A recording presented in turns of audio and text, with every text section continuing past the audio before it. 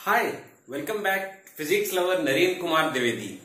आज हम बात करेंगे क्लास 11th के वर्क पावर एंड एनर्जी में, जिसमें हमने अपने पिछले लेक्चर में बात की थी कि वर्क क्या होता है, वर्क के नेचर क्या क्या होते हैं और उसकी यूनिट क्या होती है।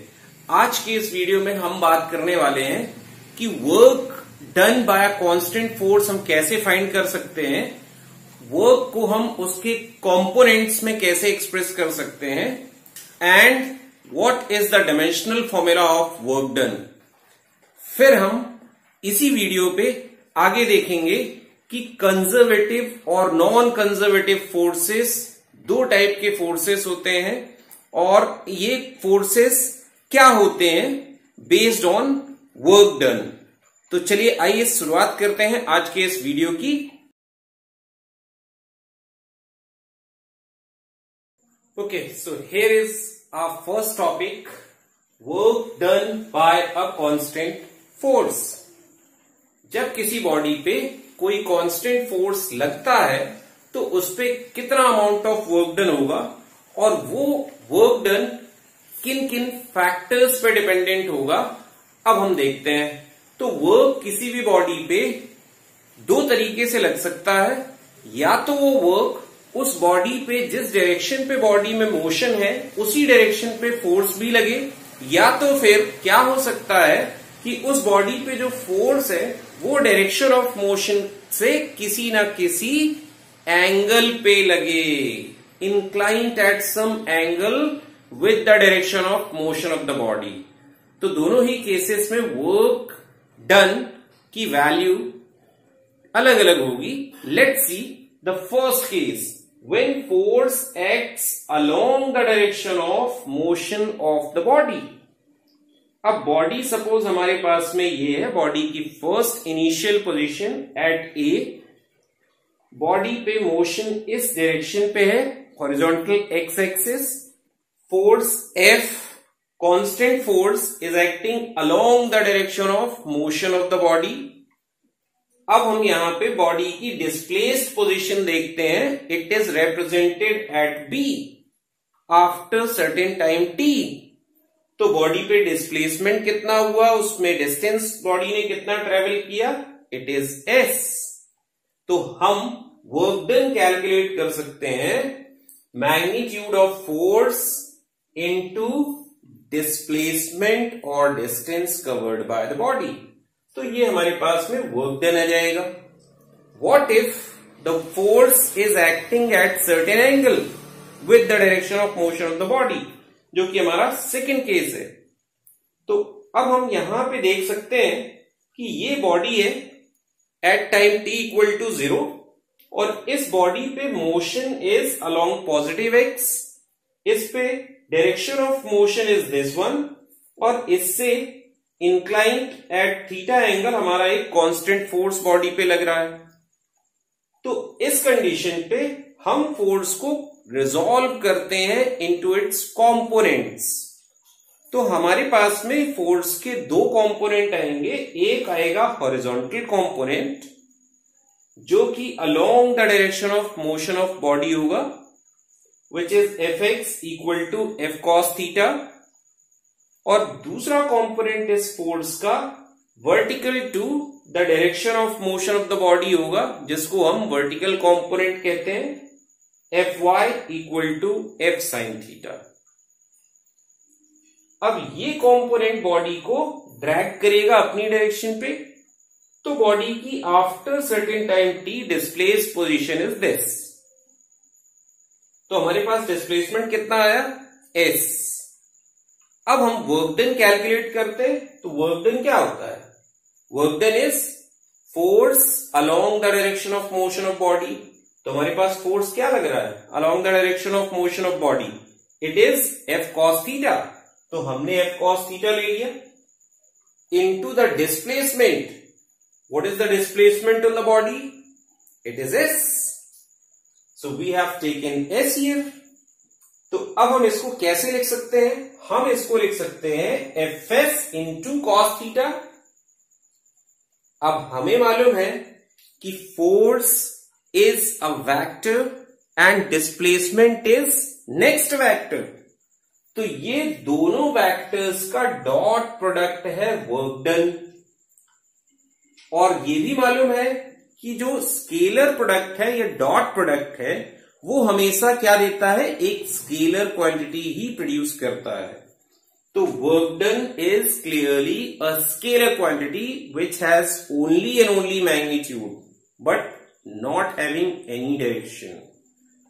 तो वर्क से रिलेटेड जो प्रीवियस लेक्चर्स है उनको मैंने अपने डिस्क्रिप्शन बॉक्स पे दे दिया है।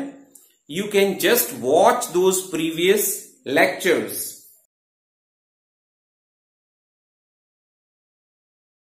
Okay, so here is the next topic, work done in terms of rectangular components. Suppose हमारे पास में एक बॉडी है जिसको हमने ओरिजिन पे रखा हुआ है in 3-dimensional coordinate system having coordinates of origin as 0, 0, 0. अब ये बॉडी इस पोजीशन से डिस्प्लेस होती है और ये बॉडी हमारी इस पॉइंट P पे आ जाती है जहां पे इसके लिए कोऑर्डिनेट्स हो जाते हैं, जहां पे X, Y एंड Z ये हमारे पास में इसके कोऑर्डिनेट्स हो जाते हैं। अब बॉडी पे जो फोर्स लग रहा है वो इस डायरेक्शन पे लग रहा है और ये फोर्स बॉडी को डिस्प्लेस कर रहा है अपनी ओन डायरेक्शन पे। तो हमारे पास में ये हमारा बॉडी का डिस्प्लेसमेंट है।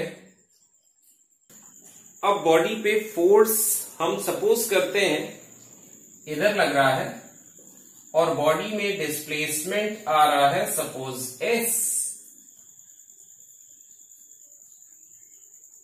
And here also force is here. तो अभी हम वर्क डन लिख सकते हैं W equal to force dot displacement S। अभी हमारा जो S होगा इस S को हम लिखेंगे as x minus 0 that is xi cap plus y minus 0 that is yj cap plus z minus 0 zk cap. ये हमारा हो गया डिस्प्लेसमेंट। अब फोर्स को जब हम इसके कंपोनेंट्स पे लिखेंगे तो हमारे पास में आएगा fx i cap plus fy j cap plus fz k cap. तो ये हमारा फोर्स हो गया in terms of its rectangular components and ये हमारा डिस्प्लेसमेंट हो गया in terms of its rectangular components. अब जब हम इनका डॉट प्रोडक्ट लेंगे तो हमारे पास में जो वर्क डन आएगा वो आएगा fx into x। Dot product में हम क्या करते हैं, आई कैप का जो कोफिशिएंट है उसको हम डायरेक्टली आई कैप के कोफिशिएंट से मल्टीप्लाई कर देते हैं। I dot I is 1 plus fy into I plus fz into z। तो ये हमारा वर्क आ जाएगा in terms of rectangular components.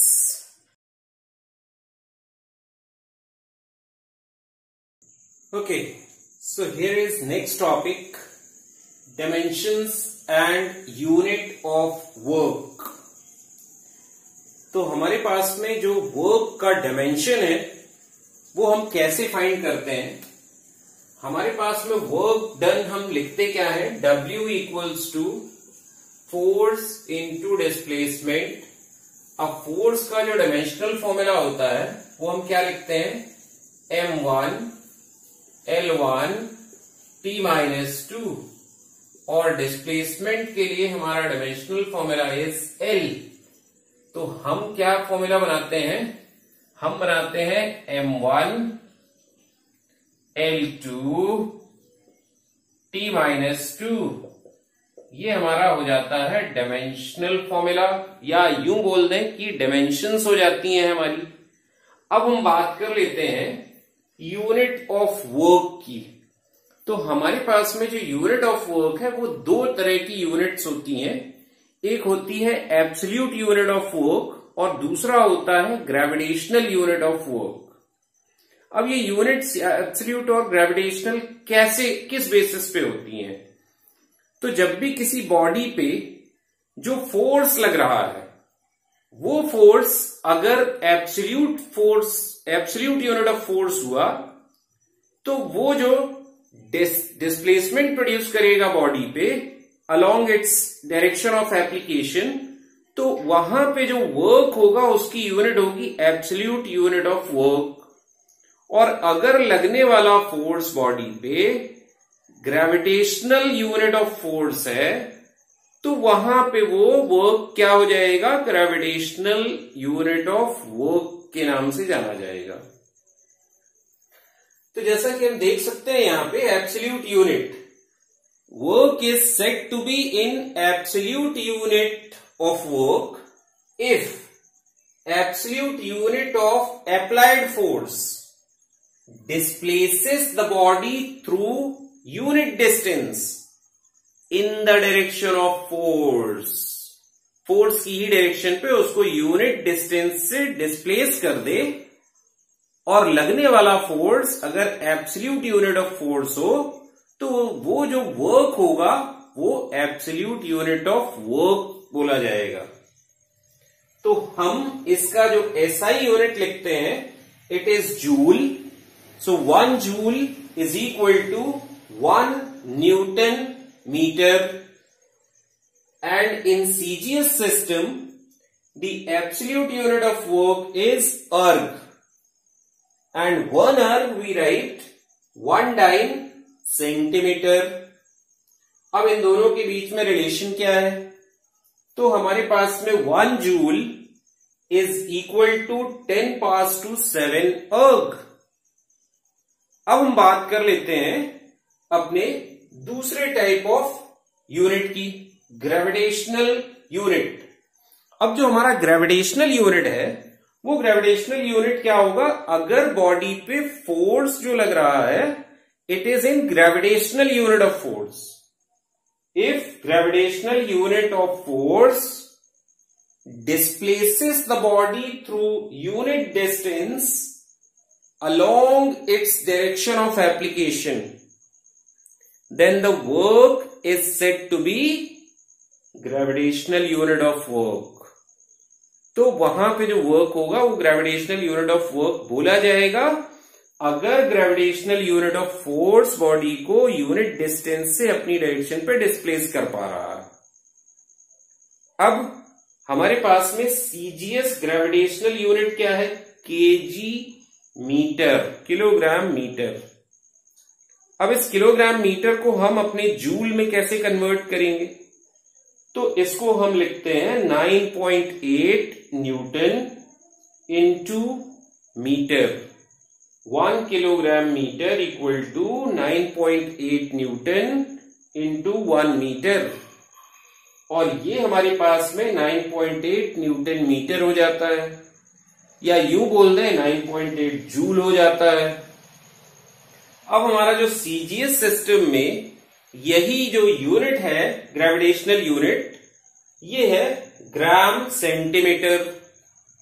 तो 1 ग्राम सेंटीमीटर को अगर हम अर्ग में कन्वर्ट करना चाहें तो कैसे लिखेंगे? It is 980 dyne into 1 centimetre, या हम इसको बोलेंगे 980 डाइन सेंटीमीटर, या डाइन सेंटीमीटर को हम बोल देंगे अर्ग, 980 अर्ग। अब ये अर्ग और जूल, या यूं बोलें कि किलोग्राम मीटर और ग्राम सेंटीमीटर में क्या रिलेशन है? तो 1 kilogram metre equal to 1 kilogram में 10⁻³ ग्राम, 1000 ग्राम, और 1 मीटर में 100 सेंटीमीटर। तो ये बन जाता है 10⁵ ग्राम सेंटीमीटर।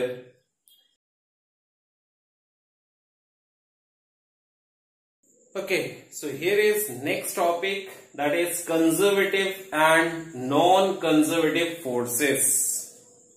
अब forces कब कंजर्वेटिव और कब नॉन कंजर्वेटिव होंगे ये हम डिसाइड करते हैं depending upon the value of और the nature of work performed by the force.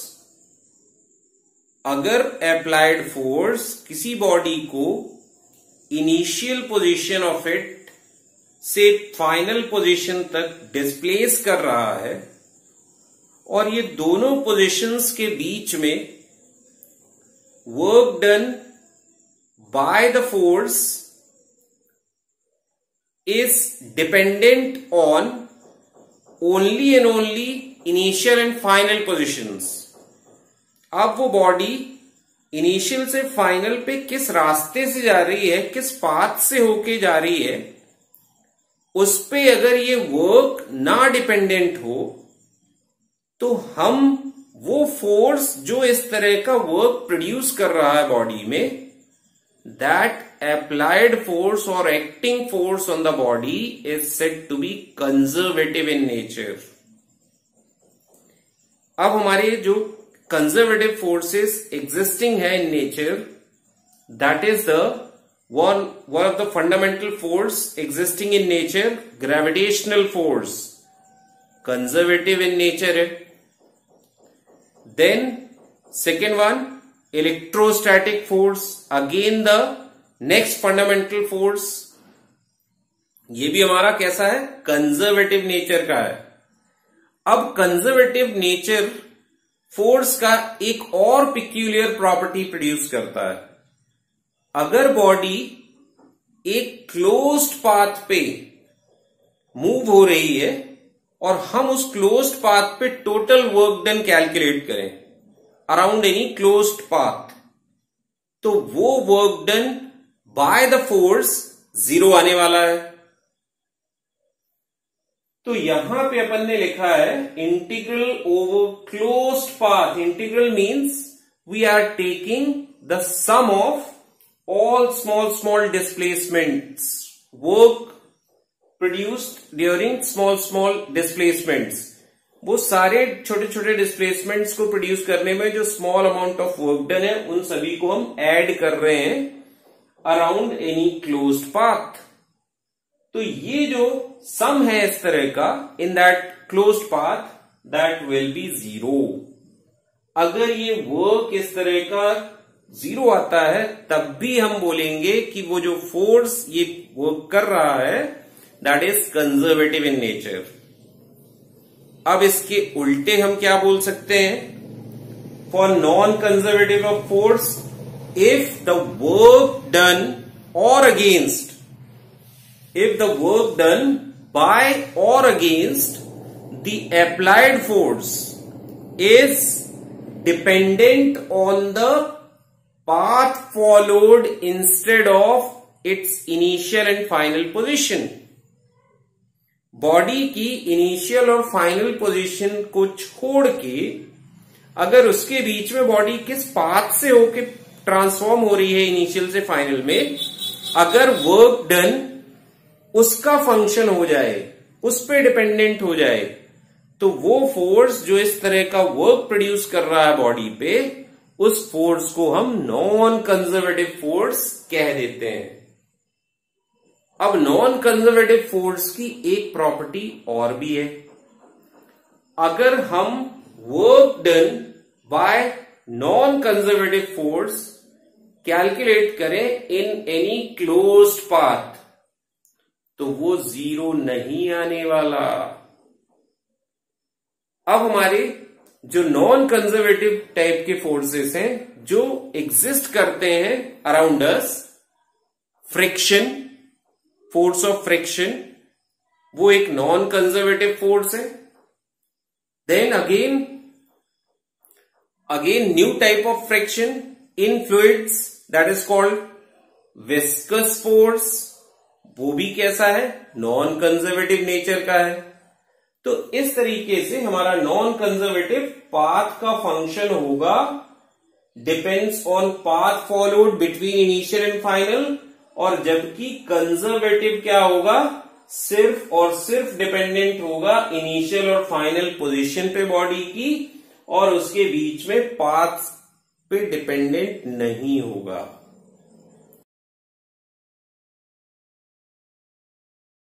चलिए हम प्रूव करने की कोशिश करते हैं कि हमारा ग्रेविटेशनल फोर्स जो है वो कंजर्वेटिव नेचर का है।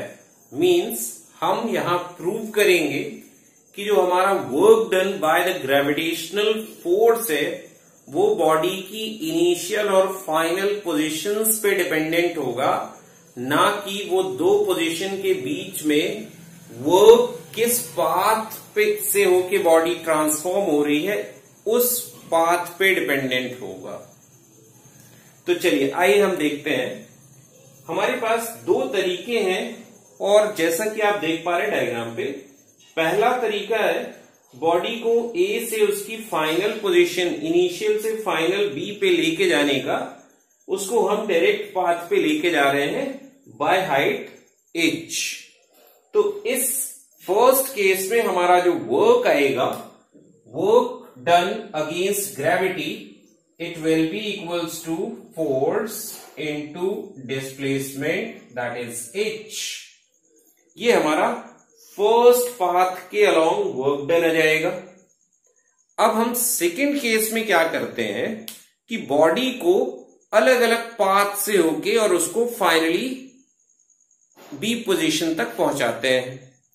तो जैसा कि ये सेकंड डायग्राम पे हम देख रहे हैं, ये बॉडी ए पोजीशन पे इनिशियल पोजीशन पे यहां पे है, इसको हमने लिफ्ट किया बाय से height h1 and the next position of body is c। अभी हम c से बॉडी को d पे लेके आ रहे हैं, d से बॉडी को e पे लेके आ रहे हैं बाय हाइट h2, डिस्प्लेस हो रही है बॉडी। e से f पे आ रही है, F से G पे जा रही है, फिर हाइट h3 ऊपर जा रही है, और G से H पे आ रही है, और H से फिर बॉडी जा रही है फाइनली पोजीशन B पे, मूविंग बाय हाइट h4। तो अब हम अलग अलग पाथ पे वर्क डन निकालेंगे और फिर वो सारे वर्क को ऐड करके टोटल वर्क डन निकालेंगे बॉडी को इधर से इधर लाने पे, और देखते हैं अगर वो वर्क डन की वैल्यू पहले वाले वैल्यू के बराबर आ गई तो हम क्या कहेंगे कि हमारा जो वर्क है बाय द ग्रेविटेशनल फोर्स और अगेंस्ट द ग्रेविटेशनल फोर्स वो बॉडी के पाथ फॉलोड पे डिपेंडेंट नहीं है, बल्कि बॉडी की इनिशियल और फाइनल पोजीशन पे डिपेंड कर रहा है। So let's prove it. हमने यहां पे बॉडी का ए से सी जो शिफ्ट किया, हमने वर्क लिखा WAC, और ये वर्क हमारे को मिलेगा work done against gravity force into displacement h1। फिर बॉडी जब C से D पे आएगी तो हाइट चेंज नहीं है, सेम हाइट पे है, और फोर्स ऐसे होगा, डिस्प्लेसमेंट ऐसे 90 डिग्री पे, so the work done will be 0। तो हमने लिखा WCD हमारा जो आने वाला है इट इज 0। अब हम बॉडी को D से E पे लेके आते हैं, so the work done between D and E, it is again force into displacement h2। अब बॉडी जब E से F पे आएगी तो फोर्स वेट नीचे लग रहा है, body is displacing at 90 degree. तो फिर जब फोर्स के परपेंडिकुलर डायरेक्शन पे डिस्प्लेसमेंट होता है तो वहां पे वर्क डन 0 आता है, because force into displacement into cos 90। तो हम यहां पे लिखेंगे WEF इज 0। अब हम F से G पे लेके जाते हैं बॉडी को, सो WF टू G। अब हमारा वर्क डन आएगा फोर्स इंटू डिस्प्लेसमेंट h3। अब बॉडी पे वर्क हम कैलकुलेट करते हैं G से H पे, तो हमारे पास फिर 0 आएगा क्योंकि वेट नीचे लग रहा है, बॉडी 90 डिग्री पे डिस्प्लेस हो रहा है। देन नेक्स्ट वर्क डन हम लिखेंगे H2B, HB, ये आ जाएगा हमारा फोर्स इनटू डिस्प्लेसमेंट H4। अब हम बात करते हैं total work done, W equal to, अब हम ये सारे वर्क को ऐड कर दें तो हमें वर्क डन मिल जाएगा टोटल। तो ये हमने लिखा mgh1 plus 0 plus mgh2 plus 0